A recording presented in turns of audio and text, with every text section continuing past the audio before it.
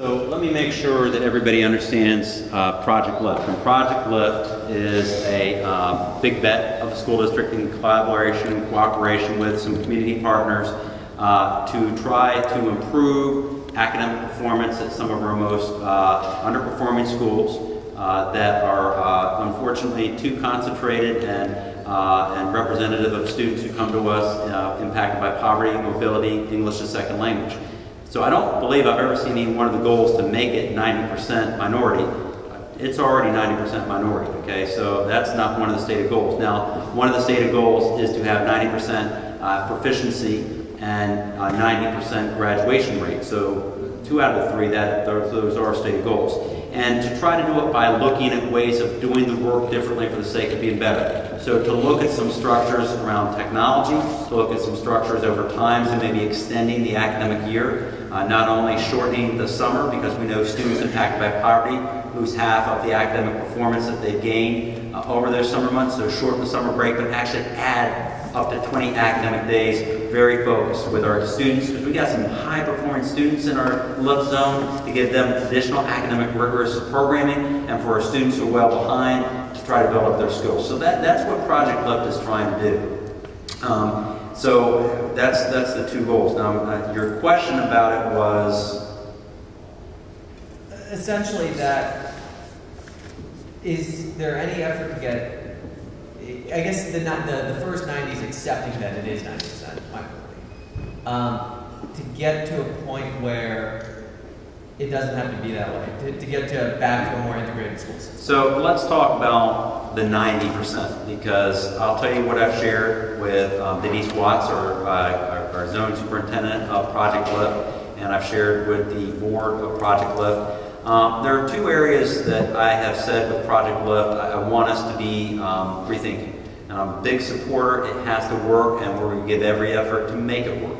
The first is I have an issue about the 90% graduation rate. We're 90% proficient. The thing about that is, and I've said this, it's not only about Project Lift, I've said this about our school district. When you say our overall goal in CMS is to hit 90% graduation rate, okay, that says to me that once we get 90%, we're going to have a big celebration. And 90% would be really great compared to where we are now. 90% would put us as one of the best school districts in the country with a high graduation rate.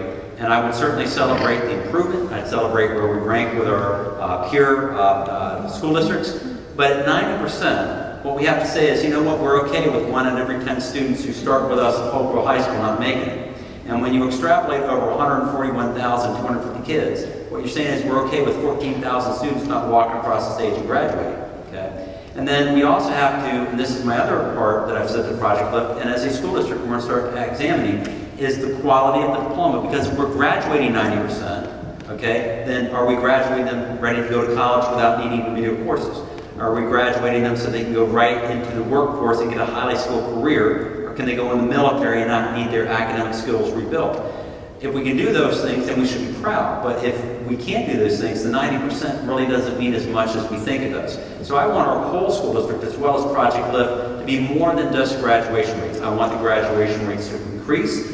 I also don't want us to talk about a 90% graduation rate. We have to talk about and be systematic about every student graduating. Now someone's going to say, well, okay, that's not realistic, Mr. Superintendent. But as I've said in a couple of different forms, if you were driving down the road and your child is in need of medical attention, and there's a hospital over here, and there's a hospital over here. One has a big sign that says, our goal is to make 90% of all of our patients well. And the other says, we're about 100%. We want everybody to come here and leave well. Now, you don't know anything about either hospital, but I know which one I'm going to take my child to. So as a school district, if we say we're about every child every day for a better tomorrow, we have to be about every child. So I don't want to just talk about 90%, but I also want us to have big, hairy, aspirational goals for all of our kids, including in Project Lift. So what are the things that we're going to do making around maybe having kids have a second foreign language, or having a certain number of AP courses, or having a new commitment to career technology? There's lots of things that we can do in Project Lift because we've got the gift of some resources because of private philanthropy. We're excited about that. And so we're going to really be thoughtful about how we continue our efforts and our focus on Project Lift.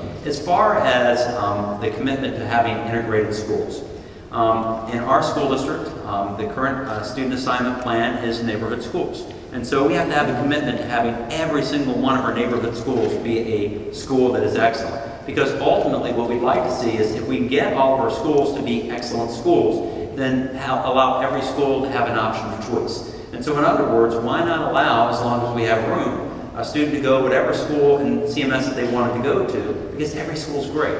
Now, there are a lot of different approaches about, the socio-isolated economic impacts of schools, and there are many, many researchers out there that will tell us that what's happened in CMS and school districts all across the country has impacted our commitment and focus to narrowing and reducing gaps. But right now, our current assignment plan is neighborhood schools. We have to commit to making our neighborhood schools great. I'd like to see us ramp up our choices so that we have more magnet programs, more academy signature programs, offer more elements of choice within our school district. I think that's how we can get a more integrated school district, where people are choosing to go to a school, where they feel good about going to a school, and they're not worried about a certain school having an image that's not good. When I met with our student newspaper editors the other day, it was fascinating. I had two young ladies from one of our schools, and they started to talk about the image of some of our schools. And so I asked them, I said, "Okay, tell me, what are the great schools in our school district?" And they lifted up all the ones that they thought were the best schools.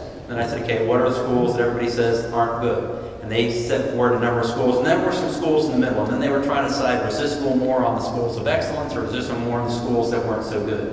It was the same list that most people in our communities would put forward.